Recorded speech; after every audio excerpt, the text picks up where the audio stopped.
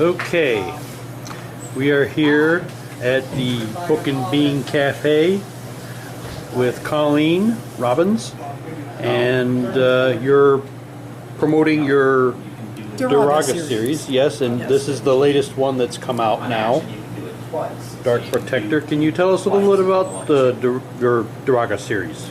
Okay, the Daraga series, if you like fantasy, especially high fantasy with elves and dragons, and if you like young adult or any adult fiction, you're probably going to like this series. The Daraga series takes place in what appears to be a medieval world, but it's actually a far future Earth. There's some science fiction elements that creep in here and there. And it deals with problems that teenagers have in our world today, but in that setting.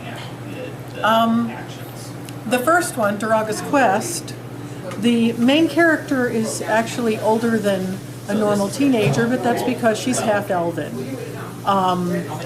She's about 31, which to the elves is a teenager. And because she was born while there was still a war going on between elves and humans, she basically runs into all the problems of someone who is biracial. She doesn't quite fit in either side, and at times she has to deal with quite a bit of prejudice as she's going about. In fact, she's even kicked out of the elves as a criminal, and her crime is that she's mixed blood. So she ends up having to go, she and several other characters go and have to try to complete a quest that's pretty much designed to fail along the way. Sounds familiar. Yes, but in the process she learns who she is and what she really wants to do and how she wants to see herself racially and such. In the second book, The Daraga's Children, one of the main characters is the son of the character I had just spoken of. And Dad hasn't been around since he was 9 years old. He's now 16. And he's decided to go on quest to go find where Dad is, because Dad hasn't been, Dad's been back and forth a couple of times, maybe twice a year since after he was 9, and hasn't been around at all in the last 2 years. So with very few clues about where Dad really comes from, he goes and backtracks and tries to find Dad. Along the way, he discovers someone who looks, well, if they had a different haircut, they'd be identical to him. And discovers that that's his brother from Dad's other family. Okay. In the third book, that character's sister hasn't quite felt part of the family. The two of those children are part of a set of triplets, and the other sister has gold blonde hair, sun blonde hair. So does the brother that was in the second book, and the parents do. And she has human-type skin and light brown hair, which is a throwback to her grandfather, but she's never met her grandfather and has no idea.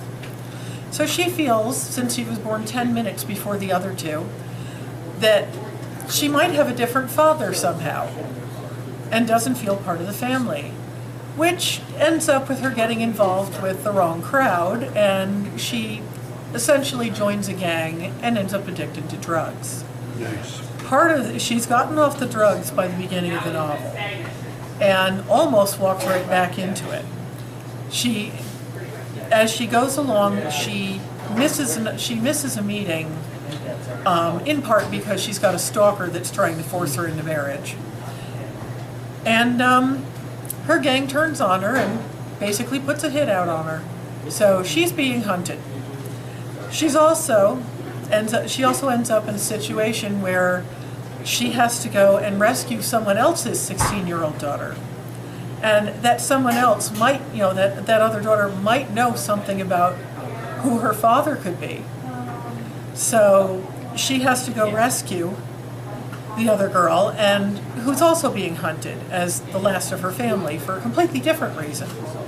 And they have to find somewhere to live safely. By the time they find safety, there's one little hitch. A whole other group is trying to move in on the territory, and a war is breaking out. So each one has elements of things that teenagers deal with these days. You know, the sense of identity, divorced parents, and the problem with gangs and drugs. Wow. Very good.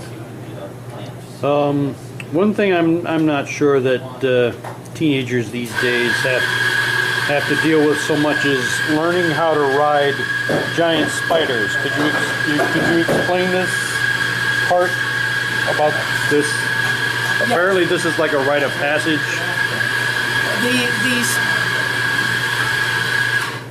The giant spiders, they come from the group called the Tay, and the warriors of the Tay can ride giant spiders.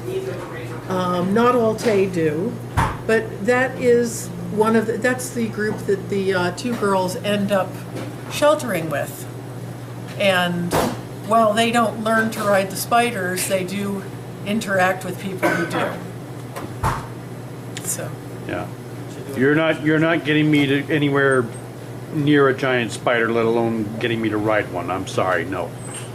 Well, yeah, you wouldn't want. There's some that you wouldn't want to even try. Yeah. One in particular that one boy has decided that's the one he's going to ride, and that's all there is to it. Yeah. Mm-hmm. And yeah, somebody else tried, Okay. and I will just leave that to the reader to find out what happened. Yeah. And what are these other two books that you have over here? The other books that I have over there, the first one in red is called Return to Ganagar. I co-wrote that with my adult daughter. She's one of 4 children, and she has 4 children.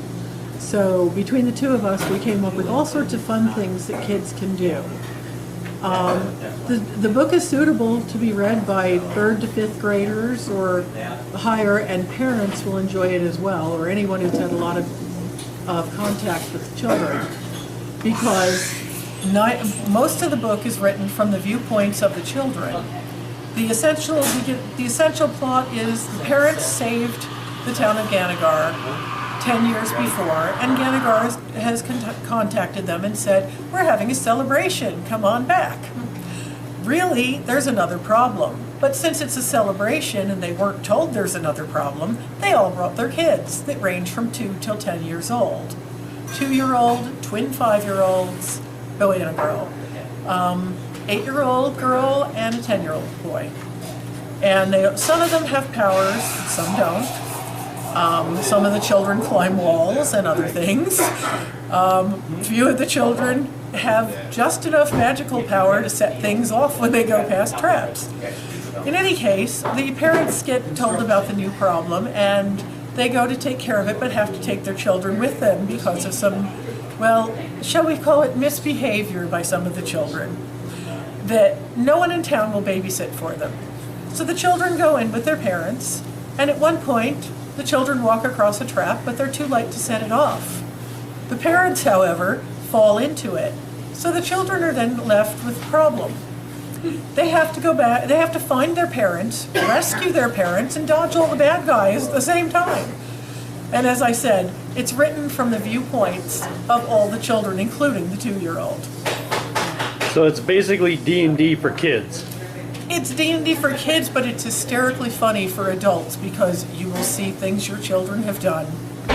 Many things your children have done. Almost everything except the setting off of spells that's in there, one of my children or one of my grandchildren has actually done. We have pictures to prove it, but not in the book.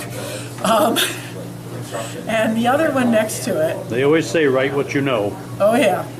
And the other one next to it is Stories of a Sheltered Suburbanite. And those are stories that come from real life, though they're turned around a bit. Some things are blended together. The cat that growled, for example, I blended together two different incidents that were several years apart. Many of them happened to me or my children or friends of mine. And so again, things are blended together. I have things from when one of my sons was in the Army and a couple of friends were in the Army and Air Force. And some of the odd things that happened have been blended together and put there as one story. And things like that. So it kind of runs the gamut. Very neat. But many of them are very, very funny. Good. And you have shirts too. Yeah, part of my contract with my artist is that I can make a certain number of a certain limited number of shirts to advertise any particular book that he's done the cover of. Okay. And my artist is Rafael Ramos, and he's local to Joliet. And he's done the covers for all three of my novels. What is his name again? Rafael Ramos, and he's listed inside the cover. He has the Okay. credit. Good. Very cool. He did not do the covers on the last two, on the small ones. Okay. Oh, this is just for my own personal curiosity. One last question. There is this one particular character in the series that I've become kind of fond of, and I'm just wondering, how come Haas hasn't gotten his own book yet? Haas does show up again in another book. The one that's going to be the 6th book, as it turns out, because it was pointed out to me that I couldn't have an 8-year gap between the 3rd book and the 4th book. So I had to write 2 books to fill in the middle. Why couldn't you have an 8-year gap? Why was there an 8-year gap? I mean, why couldn't you have an 8-year gap? Because there were other things that happened in between that needed to be told. Oh, so this is kind of sort of like an in-between thing then? What? Oh, no, there's a 4th book that's already, that I wrote the majority of during the COVID years. It's in the process of being edited right now. And I have notes from the 5th book from earlier this year. So, and then the 6th book's already written and needs very few changes. So, there's an awful lot that goes on, and there's some historical books and stuff. I would say. Getting ready for the future too. Yeah. I'm just struggling to try and write one book, and here you are. You've already got this. You've got 3. Oh, I've got. And you're working on. I've written the 3 6th. more. Yeah, I'm working on the 4th, 5th, and 6th, and there's history too. Yeah. The Yarites that are mentioned in the 1st book and 3rd book. The original person that they're named after, Yara. I'm getting ready to maybe do a prequel, a history novel based on him. Because there's a lot of, there's just a lot more to go. Yeah. If I live long enough, there'll be a very long series. And if Haas ever gets his own book, I'll be right there in line to get it. He's not going to get his own book, but he is going to factor a lot in the 6th book. Yeah. Okay. Well, thank you so very much. Where can we get the shirts at? Oh no, they're not separately for sale. My contract has only a limited number. Okay. And I don't push it. Okay. All right. Well, thank you so very much. You're welcome. Yeah.